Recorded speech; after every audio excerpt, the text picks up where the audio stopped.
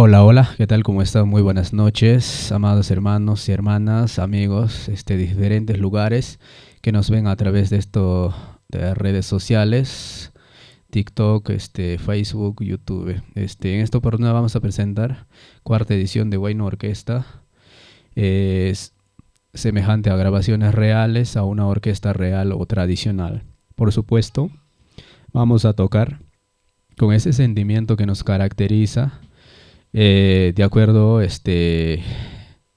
cómo se toca en las tradiciones de nuestra tierra. Y dice así. Cuarta edición del Wine Orquesta.